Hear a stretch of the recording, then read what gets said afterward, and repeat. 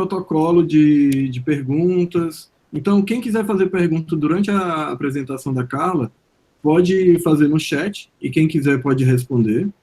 E aí, no final, a gente abre para perguntas com o microfone e o vídeo ligado para quem quiser.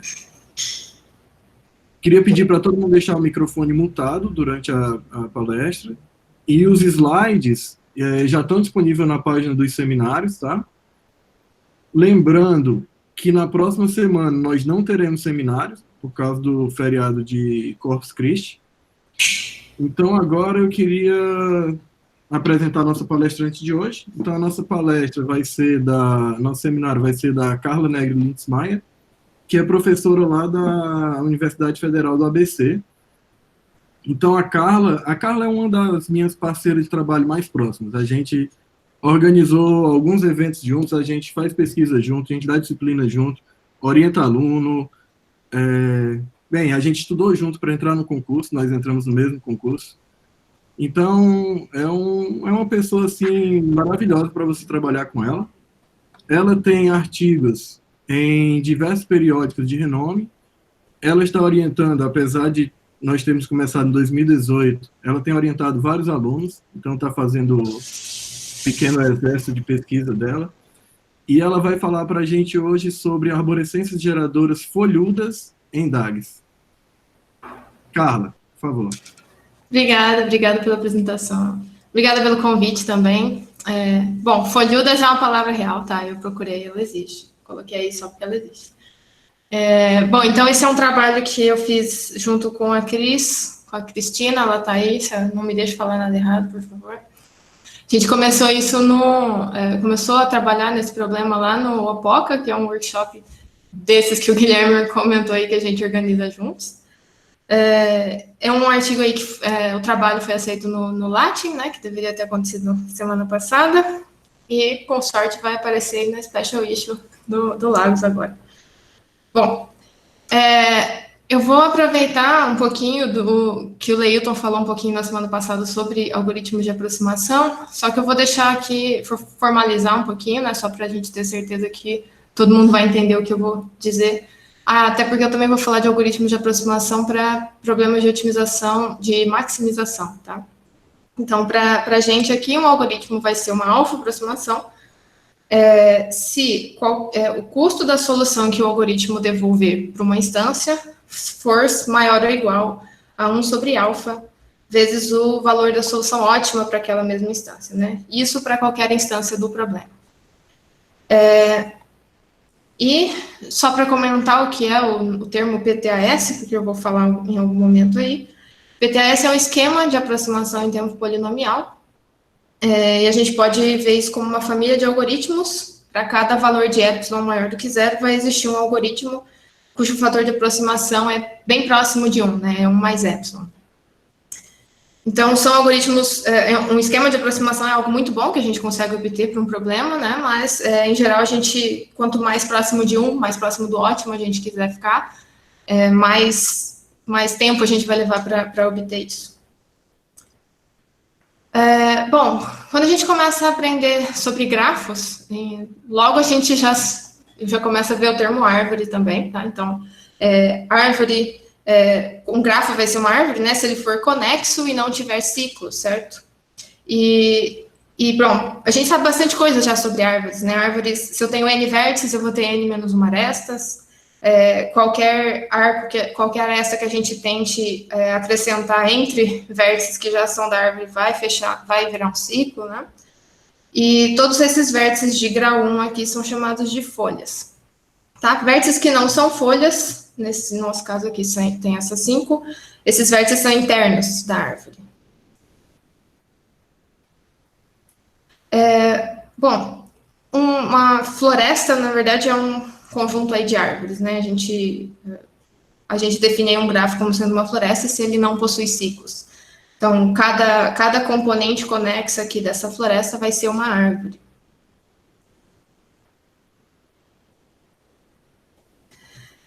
Bom, uma árvore ela pode ser um subgrafo de outro grafo, né? E quando a gente está aprendendo sobre árvores e sobre subgrafos, a gente, em geral, começa a falar, né, com relação a verificar se o grafo é conexo. Então, se eu tenho já uma subárvore de um grafo, eu poderia aumentar essa árvore, colocando mais arestas de vértices que já estão na árvore para vértices que estão fora da árvore, né? E a gente poderia encontrar uma árvore maior que seja um subgrafo daquele grafo original. E, eventualmente, se a gente consegue atingir com a nossa árvore, né, que tem uma subárvore que tem todos os vértices do grafo original, então a gente diz que ela é uma árvore geradora do grafo, certo? Então, todo grafo que é conexo tem uma árvore geradora, mas, em geral, quando a gente fala de árvore geradora, já vem à nossa mente a árvore geradora mínima, né, aquele problema da árvore geradora mínima, onde o nosso grafo original tem pesos nas arestas, tem valores aqui, e a gente quer encontrar uma subárvore, né, um grafo que seja uma subárvore, cuja soma dos pesos dessas arestas que a gente escolheu seja mínimo. E aí uma motivação que aparece a gente está imaginando que a gente vai fazer o projeto de uma rede e a gente quer conectar os nós dessa rede e a gente quer gastar a gente quer ter o menor custo possível, né, para conectar essa rede. E isso está relacionado com encontrar essa árvore geradora de peso mínimo. Mas aí surge um problema diferente, que e se os nós da minha rede importam? E se, na verdade, o que eu estou falando é de uma rede onde a árvore, né, formaria uma rede onde os nós internos ali são máquinas mais caras, são roteadores, então, e isso certamente vai ser mais caro do que os receptores, que seriam as folhas, né? Então, a gente vai estar imaginando que quanto menos nós internos eu tiver, menor vai ser o meu custo. Então, a gente começa a pensar no problema dessa forma. Eu quero minimizar o meu custo de ter que gastar com esses nós internos, né, que são muito caros. E minimizar os vértices internos de uma árvore é equivalente a maximizar a quantidade de folhas que a gente tem nessa árvore, certo? Então, o problema aqui que eu vou estar falando é um problema de, dado um grafo conexo qualquer, encontrar uma árvore geradora que tenha o maior número de folhas possível. Então, nesse exemplo que eu dei aqui, eu consegui encontrar aqui uma árvore com 16 folhas, certo? Bom, mas esse problema é hiper-difícil, né? Então, significa que a gente não vai ter muita expectativa aí de encontrar uma solução, um algoritmo de tempo polinomial para resolver ele. E a prova, inclusive, esse problema já foi mencionado lá no guia, né, da Celina, que agora eu não vou conseguir falar de outra forma, vai ser o guia da Celina, por mais que seja do Gary Johnson. Ele está lá como segundo problema na parte de network design, justamente de projeto de redes, né? E é meio fácil a gente mostrar que ele é NP difícil por uma redução, considerando que os vértices internos de uma árvore formam um conjunto dominante, tá? Então, um conjunto dominante de um grafo, um conjunto S de vértices vai ser dominante, né, se todos os vértices que estiverem fora desse conjunto forem adjacentes a algum vértice que está lá dentro. Né, e se a gente pensar, justamente é o caso das folhas, né? Todas as folhas são adjacentes a algum vértice interno, então os vértices internos da árvore formam um conjunto dominante no grafo. Maximizar a quantidade de folhas é o mesmo que minimizar o tamanho desse conjunto dominante. Esse também é um problema que é APX difícil, que na prática significa que não vai ter um PTAS para ele, a menos que P igual a NP também. Isso se mantém, essa dificuldade se mantém mesmo para grafos cúbicos, né, que são grafos cujo o grau de todos os vértices é exatamente 3. Mas, bom, então a gente tem que tratar de alguma outra forma, né? Eu vou focar aqui nos algoritmos de aproximação. Em 1998 já surgiu uma 3 aproximação para ele, um algoritmo de 3 aproximação. E depois, em 1998, surgiu uma 2 aproximação, melhorando um pouquinho esse algoritmo anterior. Esses dois algoritmos têm uma característica gulosa, né? Eles são bem simples de serem explicados. Esse algoritmo surgiu em 1998 e, a prova estava meio incompleta lá, tinha surgido numa conferência, e aí em 2017, o Solizoba, que foi o autor inicial, deu uma melhorada, né, na demonstração com outros autores, E a surpresa é que entre 1998 e 2017, não houve melhora. Esse é o melhor algoritmo que a gente tem até hoje, inclusive. Essas duas aproximações para grafos quaisquer. Na verdade, a gente tem um outro resultado, que é uma 3,5 aproximação para grafos cúbicos. Então, é só isso que a gente tem. Então, para grafos em geral, a gente tem uma 2 aproximação de 1998, e essa 3,5 aproximação que surgiu para grafos cúbicos depois. Bom, mas aí a gente não desiste também, a gente tenta verificar esse problema em digrafos, por exemplo. Bom, eu vou comentar algumas coisas de grafos só para deixar a nomenclatura também certinha, tá? Então, um digrafo é um conjunto de vértices com agora arcos, né? Então, a gente tem direções, isso é importante, são as direções aqui. Bom, tem uma nomenclatura que é bem intuitiva dos desenhos, né? Os vértices, agora, eles têm grau de entrada e grau de saída, tá? Então, esse vértice aqui que eu estou destacando, por exemplo, ele tem grau de entrada 2, porque 2 arcos entram nele, e tem grau de saída 1, porque um arco sai dele, certo? A gente não tem uma definição muito bonitinha como a de árvores para digrafos, né? Que a gente não pode simplesmente falar... Em árvores, a gente define como sendo um grafo que não tem ciclos. Mas se a gente fala de um digrafo que não tem ciclos, e aí a gente vai estar falando de um DAG, né? Daí que vem a sigla do título da minha apresentação. DAG, então, é um digrafo sem ciclos, né? Um digrafo acíclico. Na verdade, digrafos acíclicos podem ser uma bagunça, né? Então, esse aqui é um exemplo de um digrafo que é acíclico. Não é exatamente isso que a gente tem, assim, digamos, não tem uma equivalência, né, para as árvores em grafos. Então, para a gente, em digrafos, a gente vai ter o que a gente chama de árvores orientadas. Então, se eu tenho uma árvore, inclusive essa aqui, eu peguei aquela mesma árvore que eu mostrei no começo, e aí eu orientei as arestas, né, então eu coloquei uma orientação nas arestas, mas de uma forma bem especial, que eu tenho um vértice que eu vou chamar de raiz. Esse vértice vai ter grau de entrada 0, né? Então nada vai entrar nesse vértice, né? Todo outro vértice tem grau de entrada exatamente 1. E todo mundo que tiver grau de saída 0 vai ser chamado de folha, né? E aí essa orientação dessa árvore, ou a gente pode chamar desse jeito, né? Uma árvore orientada, ou então de arborescência, que é um nome bastante comum aí também. Então, uma arborescência é qualquer digrafo onde a gente tem exatamente isso. Todo vértice tem grau de entrada 1, exceto pelo que a gente chama de raiz. Bom, a gente também pode ter uma floresta orientada, né? Que é uma floresta, é um conjunto, é um digrafo onde a gente tem componentes, cada componente vai ser uma arborescência, tá? Então, nesse exemplo aqui, a gente tem três arborescências nessa floresta aqui. Destaquei as raízes. Então a gente tem 3 componentes, né? 3 arborescências aqui. Da mesma forma, uma arborescência ela pode ser um subgrafo de um outro digrafo, né? E naquela mesma intenção de, eventualmente, eu tentar crescer isso daqui, eu posso sempre pegar uma folha e adicionar um arco que saia dessa folha, né, e vá para um vértice que ainda não esteja na arborescência. Porque se a gente fizer um arco entre algo, possivelmente, né, se a gente fizer um arco entre um vértice que já está na arborescência e dois vértices, aliás, que já estão na arborescência, né, a gente vai estar criando vértices aqui onde o grau de entrada é diferente de 1, né, a gente não quer isso, a gente quer garantir que qualquer adição, qualquer tentativa de expansão aqui vá sempre manter uma arborescência. Então, a gente quer sempre lembrar disso, que o grau de entrada precisa ser igual a 1, para isso ser realmente uma arborescência.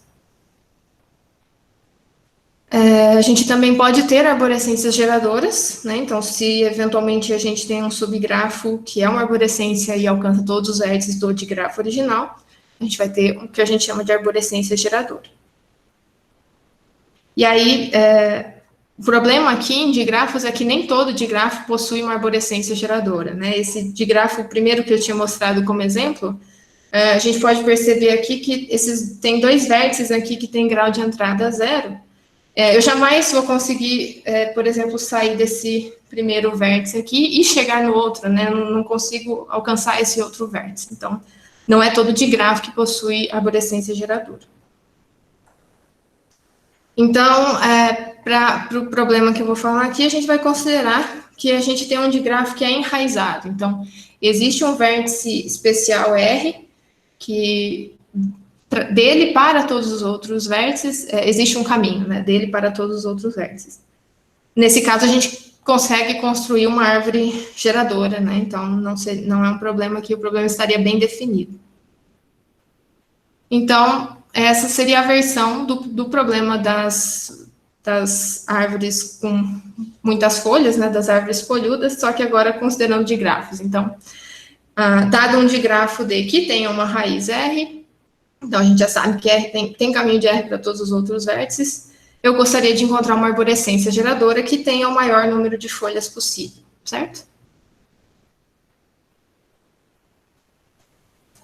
Bom, esse problema é NP difícil em digrafos, e aí a gente também pode ver facilmente porque todo grafo, se eu tiver um grafo, né, e eu substituir as arestas dele por arcos nas duas direções, então isso vai ser um digrafo. Então, se a gente conseguisse resolver isso, se a gente conseguisse resolver o problema em digrafo, a gente também resolveria em grafos, mas a gente já sabe que em grafos é NP difícil, então não tem jeito mesmo. Continua NP difícil em digrafos acíclicos, então poderia ser o caso, né, da gente, mesmo tendo um problema NP difícil, em algumas subclasses a gente conseguir resolver ele, mas não é o caso aqui, por exemplo, para digrafos acíclicos, a gente continua NP difícil para essa classe. Max SNP difícil, também significando que não vai ter um PTAS para ele, a menos que P seja igual a NP. Mesmo para DAGs também, mesmo se a gente estiver falando de digrafos acíclicos, a gente não vai conseguir fazer esse esquema aí de aproximação. Existe uma 92 aproximação para esse problema. Os autores que mostraram essa 92 aproximação, eles não estavam preocupados com a aproximação, não é exatamente por isso que o valor é 92, é que eles estavam pesquisando mais com relação à complexidade parametrizada. Então, já respondendo qualquer pergunta que o Everton venha a ter, tem bastante coisa relacionada com complexidade parametrizada aqui. No meio dessa pesquisa, eles encontraram essa 92 aproximação. Dá para melhorar um pouco, isso vira uma 24 aproximação, se o meu digrafo não tiver digons. A gente chama de digon um ciclo de tamanho 2. Tá? Então, um ciclo entre dois vértices, um ciclo que vai e volta nesse mesmo vértice é um digon.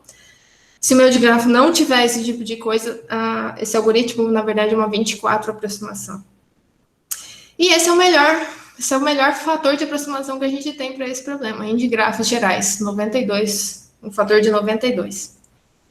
Então, isso significa que a solução que esse algoritmo dá, né, está a uma distância de 92, um fator de 92 da solução ótima. Para digrafos acíclicos, felizmente, tem esse resultado melhor, que é uma 2 aproximação, mas é só isso que a gente tem. Então, tem essa 92 aproximação para digrafos no geral e uma 2 aproximação para digrafos acíclicos.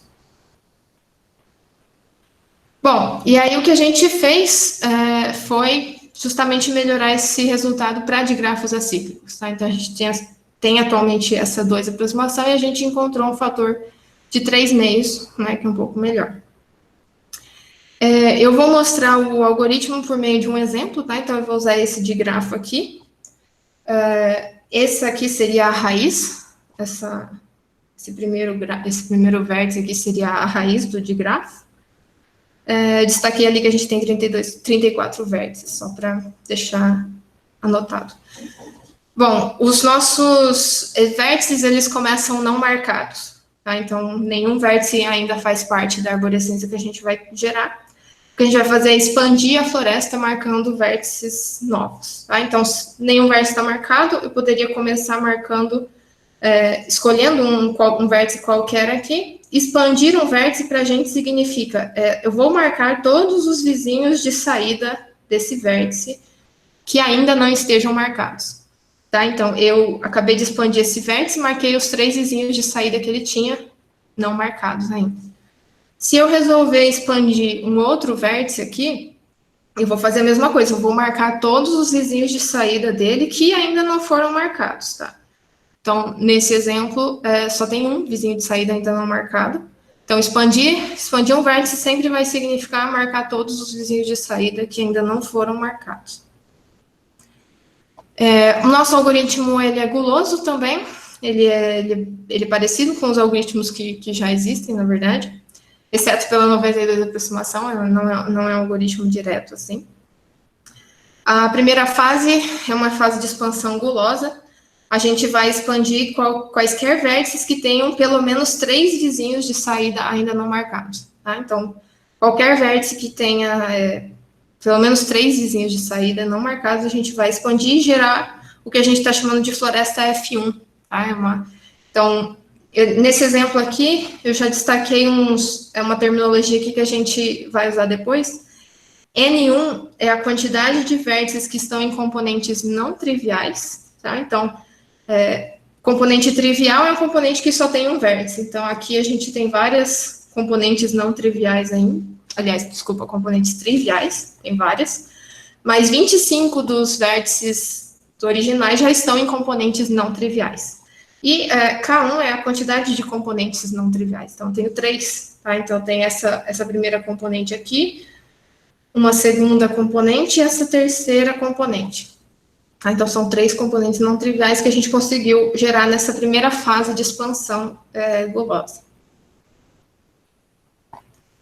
Na segunda fase, a gente faz uma expansão máxima, expandindo o maior número de vértices possível que tenha 2 vizinhos de saída não marcados, tá? Então, eu destaquei aqui em azul, a gente está sempre expandindo vértices que tenham exatamente 2 vizinhos de saída não marcados. E aí eu vou gerar o que eu chamo de floresta F2. Aí, nessa floresta F2, então, a gente acabou de colocar mais alguns vértices nas componentes não triviais. E a gente agora tem 4 componentes não triviais. Ainda tem alguns vértices isolados ali, tá? Esses vértices, inclusive, eles são até, inclusive, folhas da gente. Estão isolados e são folhas na sua própria componente. E o último passo é conectar tudo isso, tá? Então, é uma fase de conexão e vai gerar a arborescência final, T. A ideia é também, gulosamente, fazer essa conexão, ligando vértices que tenham um vizinho de saída ainda não marcado. Tá? Com isso, a gente termina e cria uma única arborescência.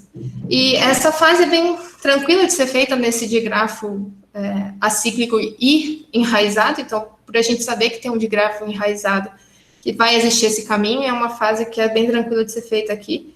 Também é mais tranquilo de fazer em grafos, tá? Não é tão problemático assim. É uma das dificuldades que a gente não consegue, na verdade, usar esse algoritmo para digrafos em geral, porque a gente não consegue fazer garantir essa fase de conexão de forma tão fácil. Uma coisa que a gente pode perceber em cada uma dessas fases é que da fase 1 para a fase 2 a gente perde algumas folhas, né? Da fase 2 para a fase de conexão, a gente também perde algumas folhas. No sentido de que esse vértice aqui, por exemplo, ele era uma folha até eu precisar fazer essa conexão, então acabei perdendo algumas folhas. A gente tem que tomar cuidado com essa parte na hora de fazer a análise.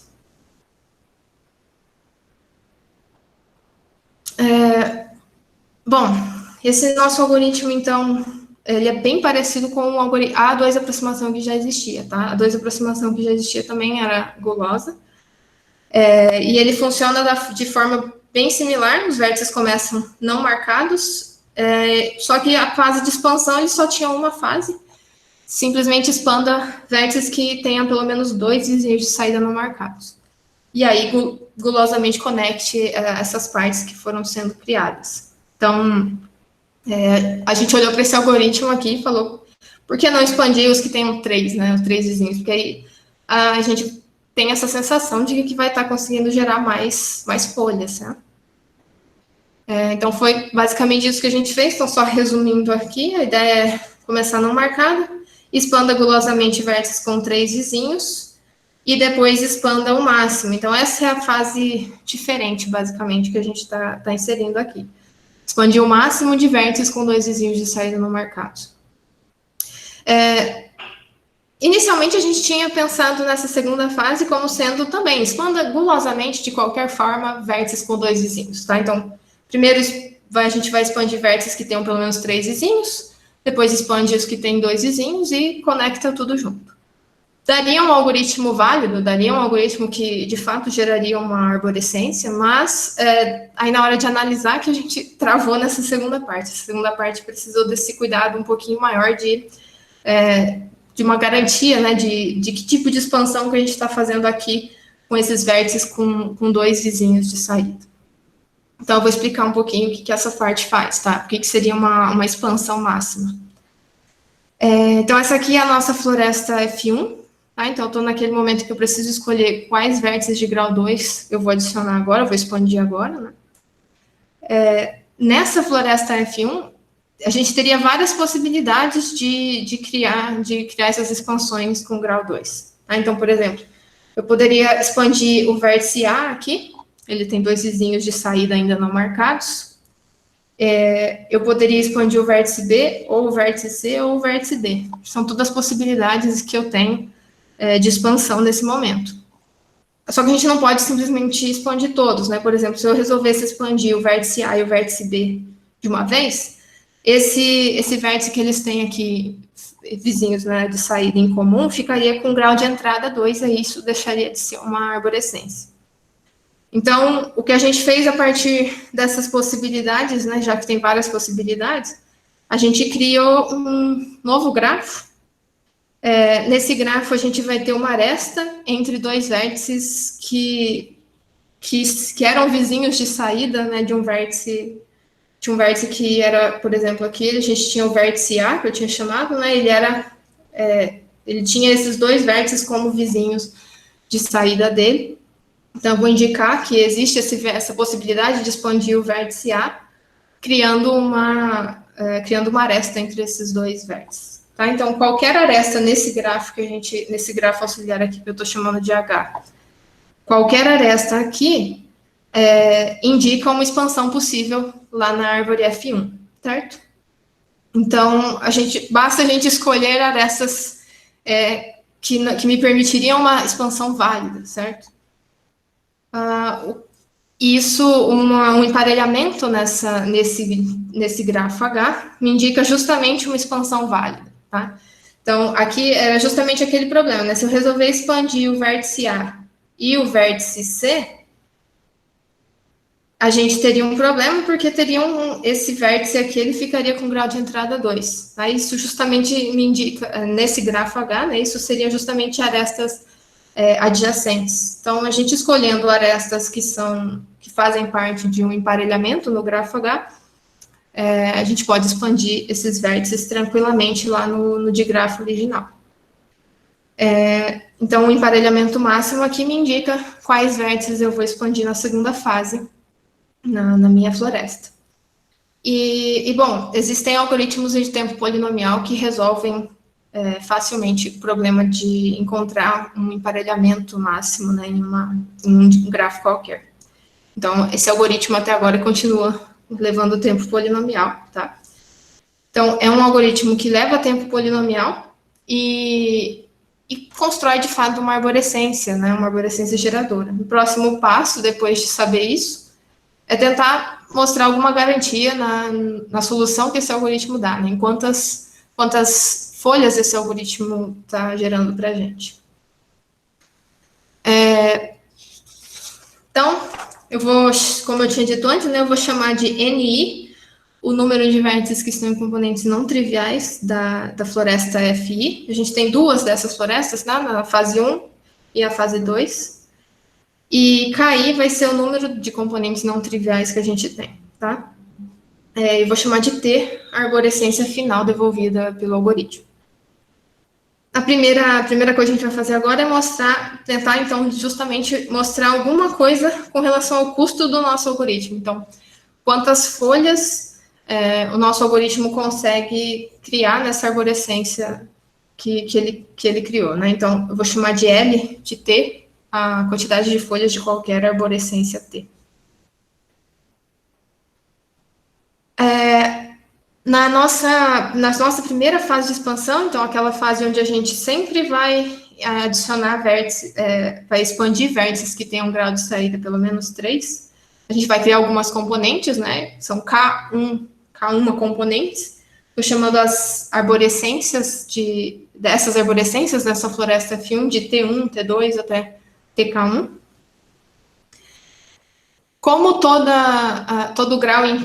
vértice interno dessas arborescências tem grau pelo menos 3, a gente consegue mostrar que o número de folhas de cada uma dessas arborescências é pelo menos 2 vezes a quantidade de vértices que tem ali na arborescência, mais 1 sobre 3. Tá?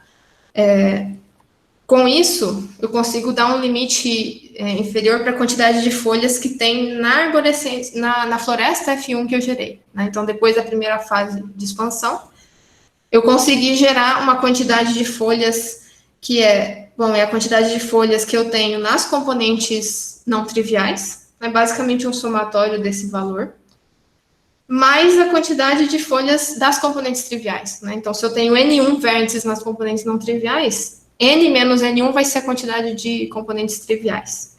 Então, isso aqui é a quantidade, é uma garantia que a gente tem da quantidade de folhas da nossa árvore, da nossa floresta F1. E aí, só melhorando um pouquinho a conta, o resultado é esse, né? Então, a minha floresta da primeira fase tem pelo menos N menos N1 menos K1 sobre 3 folhas. Quer dizer, eu estou dizendo que o total de vértices, o total de folhas que eu tenho na minha floresta inicial é pelo menos N menos basicamente 1/3 dos vértices que eu coloquei em componentes não triviais. Essa primeira fase de expansão ela é muito boa, a gente consegue gerar várias folhas nela. Só que tem esse problema que para seguir para a próxima fase, a gente vai perder algumas folhas na hora de fazer a expansão. Então, a gente vai analisar agora, tentar garantir alguma coisa na quantidade de folhas que a gente perde. Então, sabendo isso, por enquanto, né, que a gente tem essa quantidade de folhas na primeira fase, na hora de passar para a segunda fase, quantas folhas a gente vai perder? Eu estou chamando, isso aqui é a quantidade de componentes que a gente tem em cada floresta, né? Então, essa aqui é a quantidade de componentes não triviais, KI, e N menos NI é a quantidade de componentes triviais. Toda vez que a gente faz uma expansão na segunda fase, a gente está conectando aqui um vértice exatamente a outros 2 de saída, né? Esse vértice aqui que a gente expandiu, ele certamente era uma folha lá na floresta F1. Seja porque ele era uma folha de algum componente não trivial ou porque ele era uma componente trivial. Então, ele era uma folha. A gente perde esse vértice. Quer dizer, a gente perde essa folha, né? Então, para cada expansão que eu fiz na segunda fase, eu perdi exatamente uma folha. Ao mesmo tempo, cada um desses 3 vértices aqui estava em uma componente diferente, eu acabei de ficar com uma única componente. Então, para cada uma folha que eu perco, eu perdi 2 componentes também, tá? Então, a diminuição no número de componentes, isso aqui é o número total de componentes da primeira fase. A diferença, então, do número de componentes da primeira fase para a segunda fase, dividido por 2, me dá exatamente o número de folhas que eu perco entre essas 2 fases. Tá? Melhorando um pouquinho a conta aqui, isso mostra para a gente que, agora, na fase 2, a quantidade de folhas vai ser pelo menos, o que eu já tinha na fase 1, né, menos a diferença agora, a quantidade de folhas que eu perdi para a segunda fase. E aí, também melhorando um pouquinho as contas, estou tentando deixar, né, tudo relacionado com a quantidade de vértices que eu tenho nas componentes não triviais. Da segunda fase para a fase final, que é a de conexão, a gente também acaba perdendo algumas folhas, né? Então, a última fase é a fase de conexão, então, exatamente eu vou precisar conectar 2 componentes, com um único arco. Então, se eu tinha... Essa aqui é a quantidade de componentes total que a gente tinha na Floresta 2. Eu preciso adicionar um arco para cada um deles, para conectar e deixar em um único componente, tá? Então, o número de folhas que a gente perde é justamente o número de arcos que a gente precisa para criar uma única componente. Então, a quantidade de folhas, agora sim, agora essa quantidade de folhas do algoritmo, né, da solução que o algoritmo gerou, vai ser pelo menos o que a gente tinha lá na fase 2, né, menos as folhas que a gente perde para fazer a conexão final. E aí, melhorando um pouquinho as contas, esse é o nosso limitante para a quantidade de componentes. Desculpa, para a quantidade de folhas que a gente criou. Ok? E aí, bom, uma vez que a gente sabe dizer alguma coisa sobre o custo da solução do nosso algoritmo, a gente precisa tentar dizer algo sobre a solução ótima, o custo da solução ótima. Então, eu vou chamar aqui de T estrela uma arborescência ótima, para aquele de grafo D que eu estou recebendo, que tem uma raiz R. Eu vou chamar de OPT de D também a quantidade de folhas, né? Ou a mesma coisa que L de T estrela, né? Então, a quantidade de folhas que a gente tem lá na solução ótima. Um limitante meio óbvio para a quantidade de folhas de uma solução ótima seria todos os vértices. Né? Qualquer arborescência que a gente encontrar vai, no máximo, ter todos os vértices como folha. Mas isso é péssimo, né, como limitante, porque isso vale para qualquer coisa. Eu vou reescrever um pouquinho, então, aqui a quantidade de vértices que a gente tem. A quantidade de vértices que eu tenho pode ser distribuída entre a quantidade de vértices que estão que estão em componentes não triviais, mais todos os outros vértices que estão em componentes triviais. Tá? E se Li é o conjunto de vértices que estão em componentes triviais da minha floresta I e que são folhas na solução ótima, então eu posso melhorar um pouquinho aquele limitante ali e descrever que a quantidade de folhas que tem numa solução ótima vai ser, no máximo, todos os vértices que eu coloquei nas componentes não triviais. Então, a quantidade de vértices que estão nas componentes não triviais, mais a quantidade de vértices que, de fato, são folhas na solução ótima, só que estão em componentes triviais.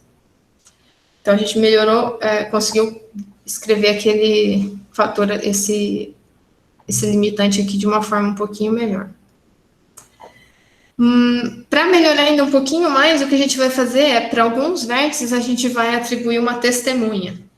E uma testemunha é um vértice que está em uma componente não trivial da floresta FI e que é interno da solução ótima. Quer dizer, é um vértice que não é folha na solução ótima e é um vértice interno de uma componente, aliás, não interno, desculpa, é um vértice que é interno da solução ótima, então ele não é folha na solução ótima, mas ele está numa componente não trivial da árvore que eu construí.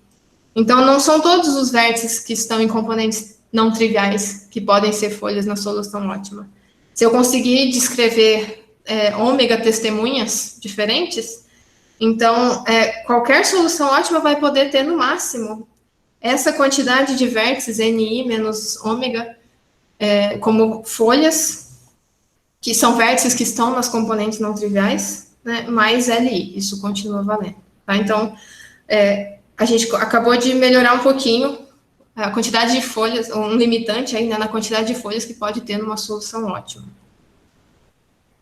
A questão agora é encontrar essas testemunhas, né?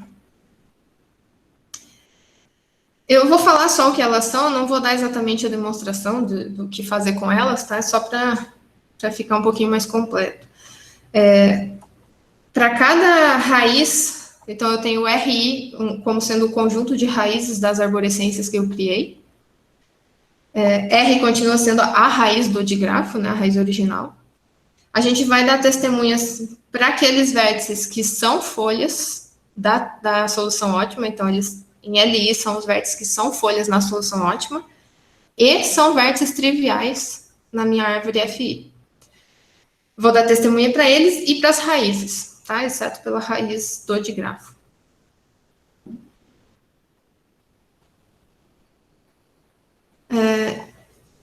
Na verdade, eu vou passar aqui. Tá. Então, quando a gente analisa a floresta F2 que a gente criou, a gente consegue mostrar, é possível atribuir, né, para cada um desses vértices uma testemunha diferente. Então, a quantidade de testemunhas que eu vou ter é exatamente a quantidade de vértices que eu tenho nesse conjunto aqui. Então, a quantidade de testemunhas que eu tenho é a quantidade, o tamanho aí de L2, mais a quantidade de componentes não triviais, ou raízes, né, da árvore, da floresta F2. Então, plugando naquela conta que eu tinha mostrado antes, né, a gente consegue um limitante que é sempre a quantidade de vértices que estão em componentes não triviais, NI, menos a quantidade de testemunhas, mais a quantidade de folhas de componentes triviais. Então, plugando esse valor aqui, a gente tem esse limitante agora. Então, eu consigo dizer que a quantidade de folhas numa solução ótima é, no máximo, N2 menos K2 mais 1. Então, isso está relacionado com a quantidade de vértices que eu tenho em componentes não triviais da floresta F2, da segunda fase, menos a quantidade de componentes que eu tenho. Já se a gente observar a floresta F1, a gente não consegue exatamente atribuir uma testemunha diferente para cada um desses vértices. Algumas testemunhas vão estar repetidas. Alguns vértices vão compartilhar a mesma testemunha. Só que os vértices que estão ou em componentes triviais da floresta F1 ou são raízes, esses são justamente vértices que poderiam ser marcados na segunda fase, que é a fase de expansão. Então, esses vértices, eles estão relacionados com o grafo que eu criei, com o grafo H, com o emparelhamento que eu estou procurando na segunda fase. Então, basicamente, a ideia é que esses vértices, se eles tiverem a mesma testemunha, eles vão ter uma aresta lá no multigrafo H. Então, um emparelhamento que eu encontrar entre esses vértices que estão com a mesma testemunha, isso certamente vai ser um emparelhamento pior do que o emparelhamento ótimo que eu encontrei. Então, a gente consegue mostrar que o número de testemunhas diferentes a gente consegue dar um limite, né, para esse número de testemunhas diferentes. Esse aqui é o tamanho do conjunto aqui, do conjunto para o qual eu estou atribuindo testemunhas. E só que para no máximo M deles, onde M é o emparelhamento máximo lá, para no máximo esse valor eles vão ter a mesma testemunha. Então, a gente consegue fazer esse limite mesmo assim. Por isso que a gente precisou fazer a expansão usando o emparelhamento, senão a gente não conseguiria aqui, nesse momento, dar esse limite para a quantidade de testemunhas repetidas que a gente precisou mostrar. Então, aí de novo substituindo naquela fórmula, né, a quantidade de folhas numa solução ótima vai ser NI menos a quantidade de testemunhas, mais a quantidade de folhas que estejam em componentes triviais. Isso aqui é o tamanho do emparelhamento que a gente encontrou. Isso aqui é a quantidade, esse N2 menos K2 aqui, menos N1 menos K1 sobre 2. Isso é o tamanho do emparelhamento, né, que é justamente a quantidade de vértices que a gente expandiu. Então, a gente conseguiu fazer essa relação bom, melhorando um pouquinho a conta aqui, esse é um segundo limitante superior que a gente obtém. Né? Então, não é à toa que a gente está tentando obter esse tipo de limitante, porque a gente tinha conseguido mostrar que a quantidade de folhas que eu tinha gerado estava relacionado com esses valores, né? Com N1, K1, N2, K2. Então, a gente tinha conseguido esse primeiro limitante aqui, aliás, ele vem direto do outro algoritmo de 2 aproximação no qual a gente se baseou. A gente consegue mostrar esse valor direto do artigo anterior. A gente conseguiu mostrar esse segundo limitante graças ao uso de emparelhamentos, senão a gente não teria conseguido fazer essa análise muito bem. E travou aqui.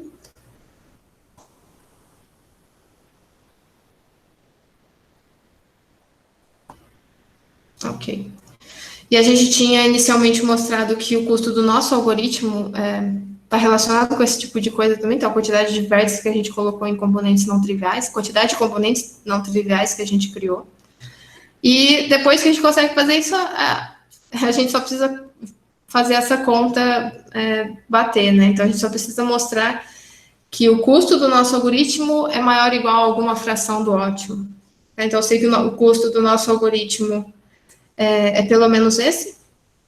N1 menos K1 sobre 6, mais N2 menos K2 sobre 2, mais 1. Reescrevendo isso aqui um pouquinho melhor, a gente começa a observar onde a gente pode plugar esses outros dois limitantes, tá? Não vou falar muita coisa dessas, são só pontinhas, né, para a gente mostrar que a gente tem aí, o importante é isso, né, a quantidade de folhas do nosso algoritmo é maior ou igual a 2/3 do ótimo. A gente só precisa mostrar uma relação do nosso algoritmo para a solução ótima. Então, por isso que esse algoritmo é uma 3,5 aproximação. E esse é um fator justo, tá? A gente pode ver isso com esse exemplo. O nosso algoritmo aqui, a gente poderia expandir esses 3 vértices inicialmente. Então, para a gente, nosso algoritmo poderia encontrar como folhas exatamente esse conjuntinho aqui. Aliás, está faltando essas duas. Então, isso seria, a gente conseguiria encontrar esse conjunto de folhas aqui, mas uma solução ótima aqui tem todos esses vértices aqui como folhas. Tá? Então, o nosso algoritmo estaria quase próximo de realmente 3,5 aqui da solução ótima. Então, para o nosso algoritmo, esse fator é realmente justo. Eu vou comentar uma outra ideia que a gente teve no meio do caminho. A gente começou, então, a gente olhou para o algoritmo de 2 aproximação que já tinha e se perguntou por que eu não começo a expandir vértices que tem um grau 3, ao invés de só pensar nos vértices de grau 2. E aí a primeira pergunta que vem é, por que eu não paro? Por que eu vou parar por aí? Por que eu não começo a expandir vértices de grau 4 e depois de grau 3, depois de grau 2? Será que isso não me ajudaria a melhorar o fator de aproximação? Então, os vértices começariam não marcados, a gente tentaria expandir vértices com pelo menos 4 vizinhos de saída não marcados, e aí agora eu tenho que expandir os vértices de grau 3 ou 2, a gente vai criar conjuntos que tenham esses vértices que possam ser expandidos, então, vértices não marcados, que sejam 2 ou 3 vértices não marcados, né, que sejam vizinhos de saída de vértices com grau de saída 0, são justamente os vértices com grau de saída 0 que eu vou tentar expandir. E aí, de alguma forma, fazer uma escolha por quais seriam os melhores para serem expandidos nessa próxima fase aqui. Isso justamente seria tentar resolver um emparelhamento 3D, emparelhamento 3-dimensional aqui, tá? Então, qualquer conjunto de... bom, isso aqui é a definição formal do que seria um emparelhamento 3D, mas é a ideia de olhar para realmente conjuntinhos de 3 vértices. Agora, né, que antes a gente estava olhando para conjuntinhos de 2 vértices para descobrir quem a gente iria expandir por meio de um emparelhamento normal, digamos assim. Agora a gente vai olhar para conjuntinhos de 3 vértices e ver quem a gente vai tentar expandir por meio desse outro emparelhamento 3D. Mas esse problema é muito difícil, também está lá no guia da Celina. Mas tem um algoritmo de aproximação para ele, tá? Então, existe uma 4/3 aproximação para o emparelhamento 3D.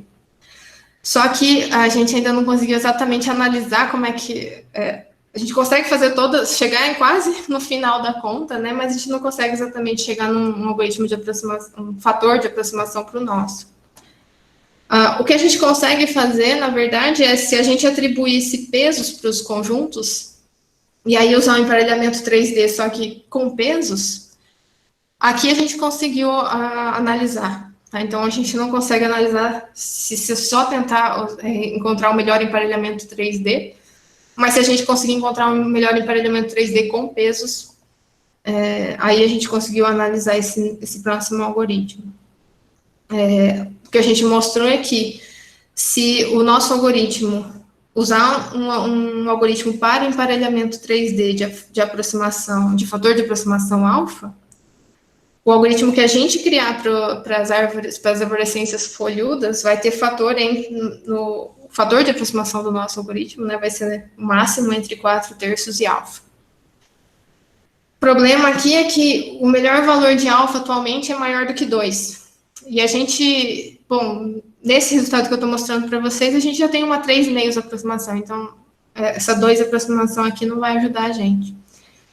E, na verdade, com esse nosso algoritmo agora, de 3 meios de aproximação, a gente precisaria de um algoritmo para emparelhamento 3D com pesos que tivesse fator de aproximação ainda melhor do que 3 meios. Então, que é uma mistura de sentimentos. Se a gente conseguir algo melhor para emparelhamento 3D com pesos, a gente consegue algo melhor para o nosso.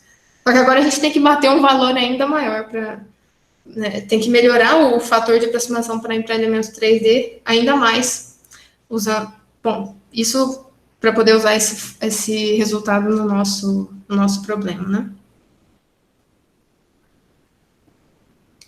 Bom, esse é um trabalho que a gente começou e ainda meio que está continuando, a gente ainda não acabou tudo que a gente gostaria de fazer com ele, tá? Então, a gente tem, na verdade, mais dúvidas do que resultados que a gente conseguiu.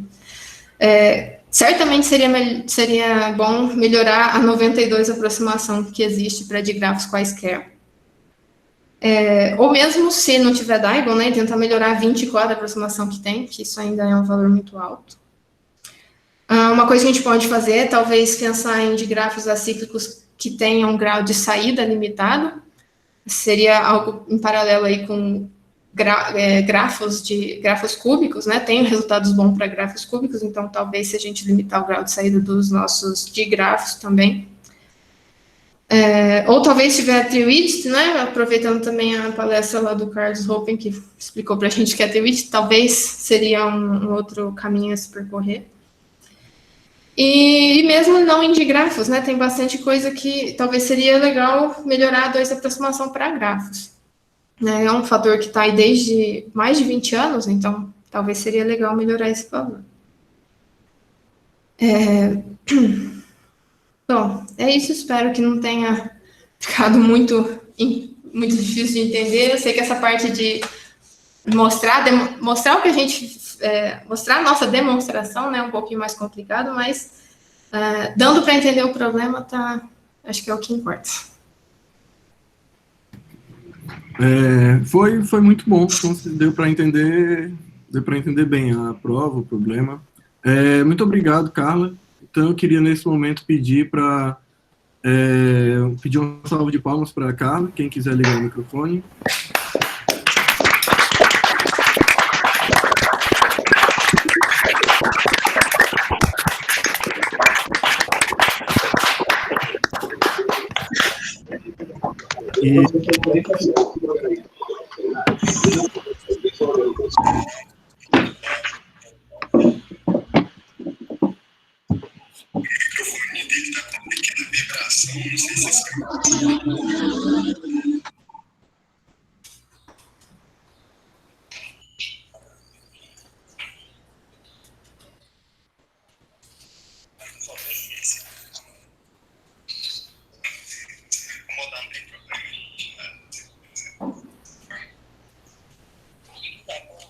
Guilherme?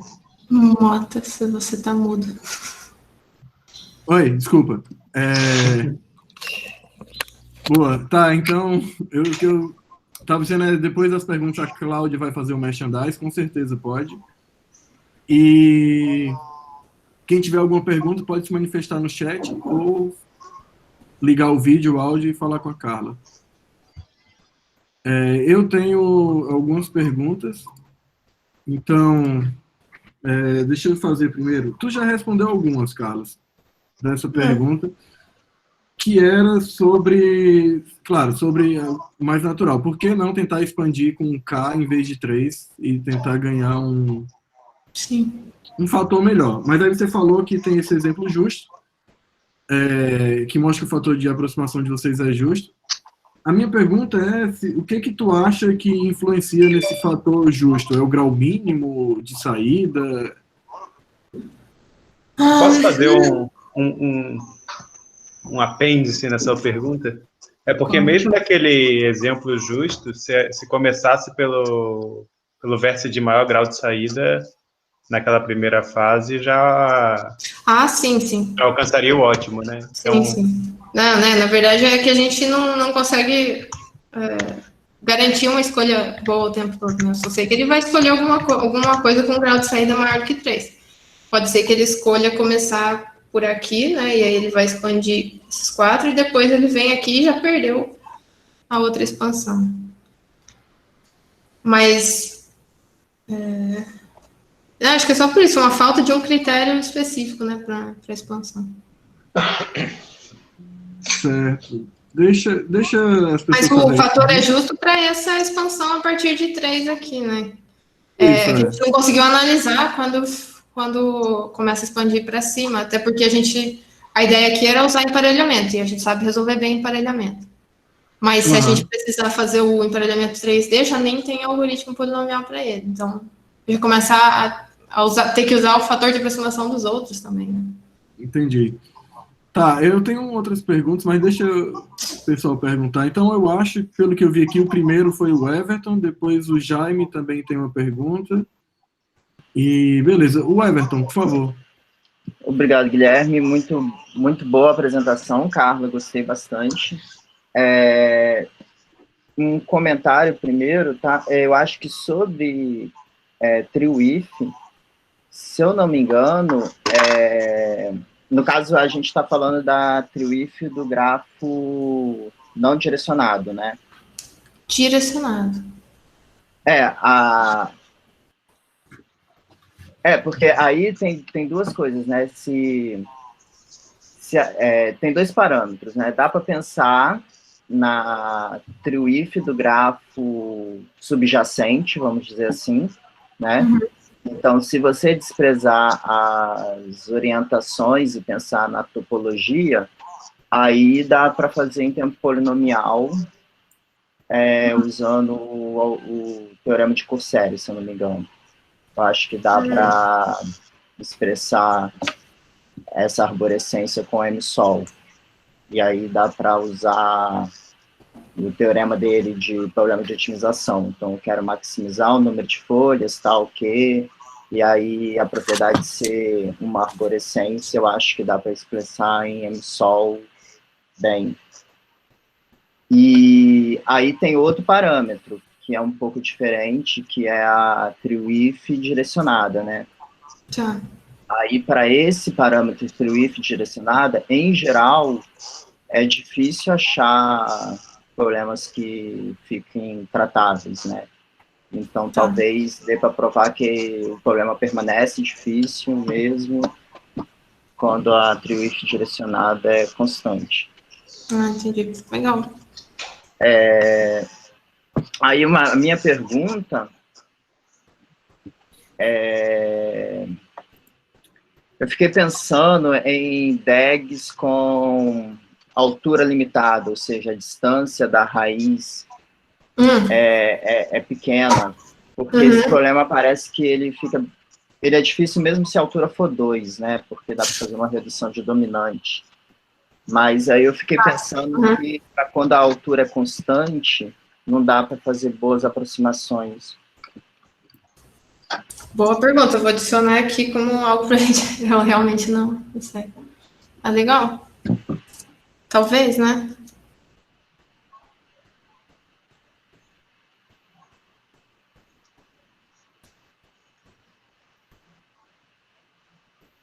Beleza. Tá adicionando, na verdade, mais dúvidas isso aqui.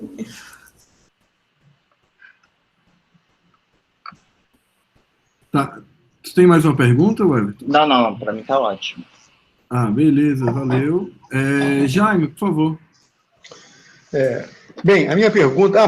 deixa eu inicialmente cumprimentar a Carla pelo resultado, pelo lindo resultado que vocês conseguiram, mas não só pelo resultado, mas pela apresentação didática e limpa.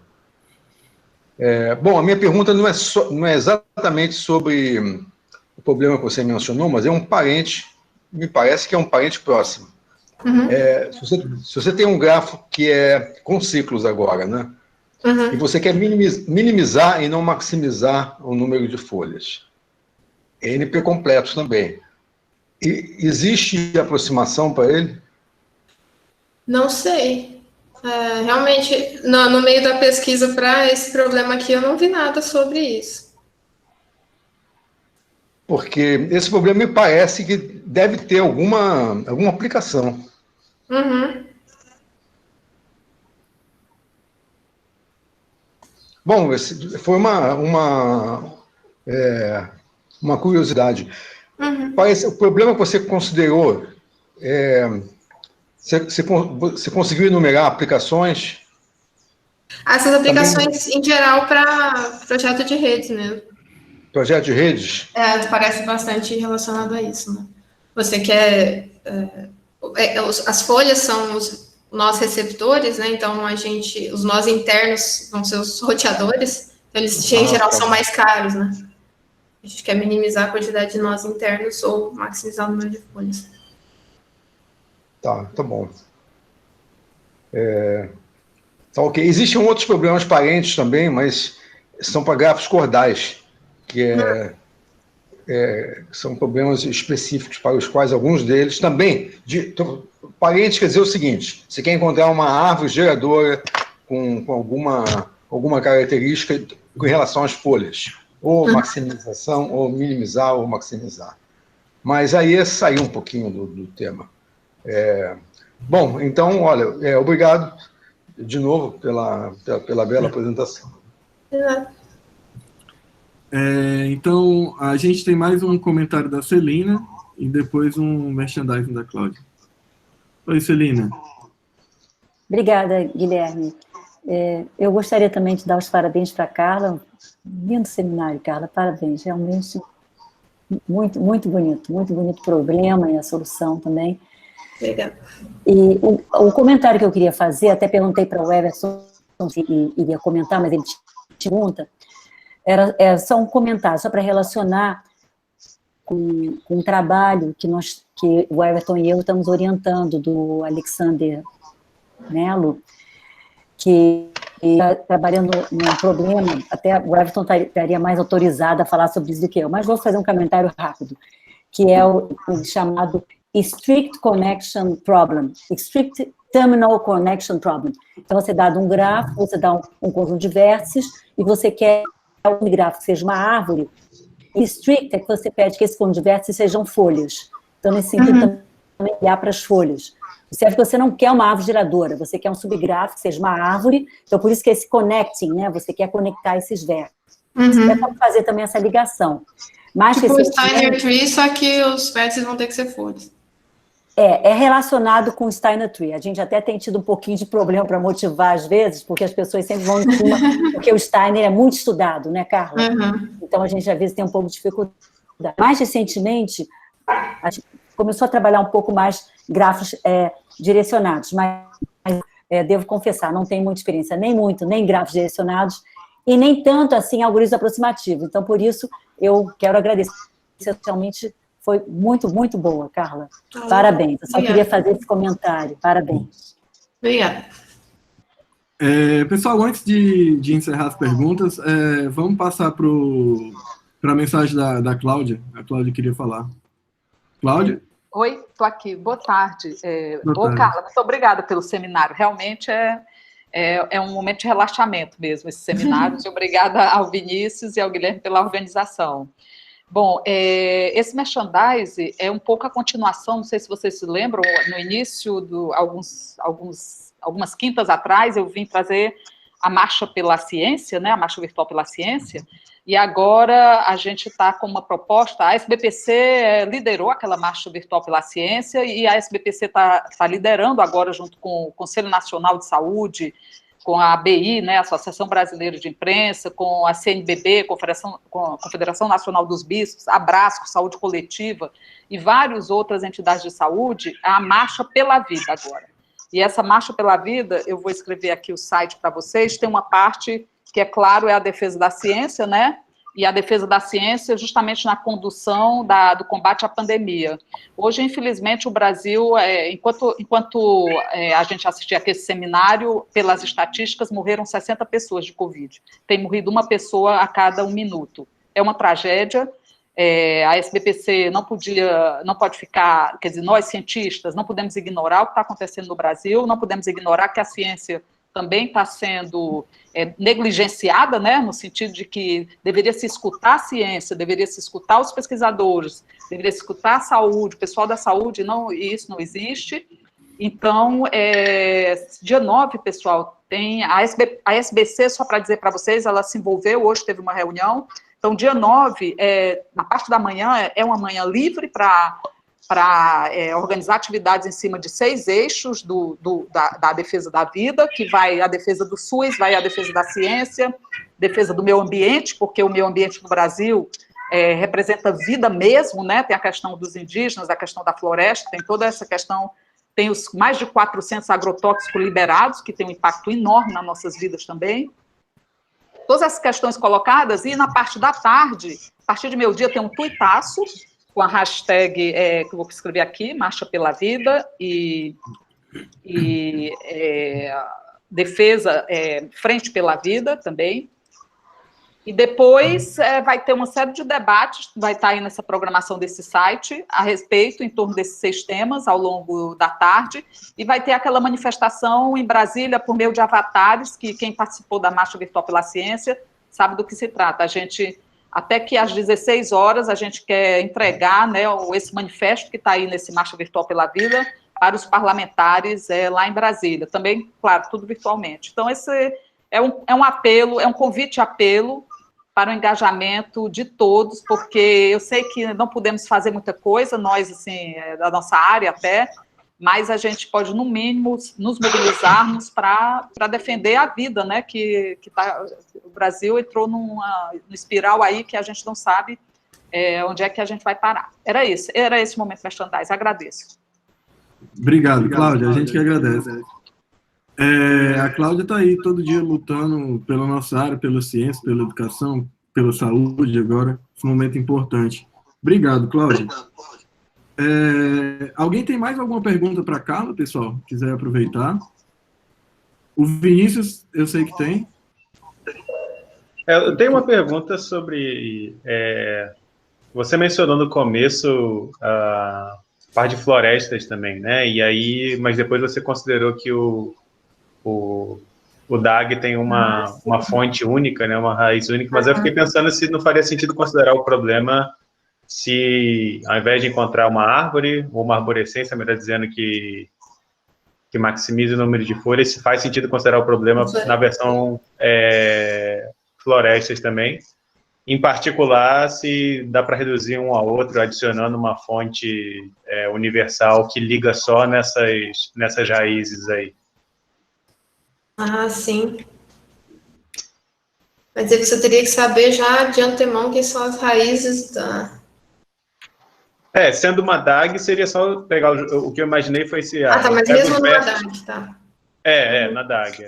Eu fiquei pensando, se eu pego os vértices de grau de entrada 0 e bom, se tiver um só, você já tem o algoritmo, se tiver mais de um, será que adicionar só um ligando nesses e agora sim ter uma raiz única, dá para transportar algum resultado de lá para cá? Será que faz sentido o problema? Não sei.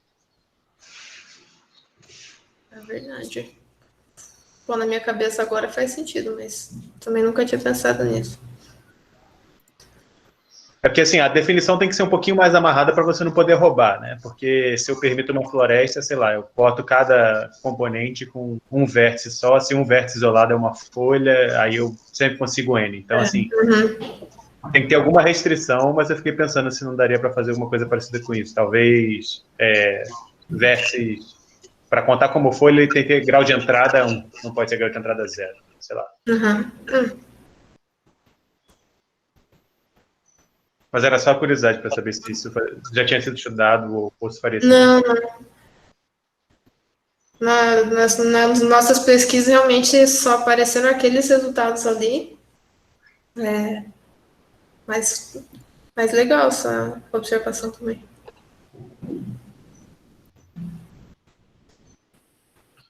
Ok, pessoal, então vamos ligar os nossos microfones e agradecer a Carla mais uma vez pela ótima palestra. Obrigado, Carla.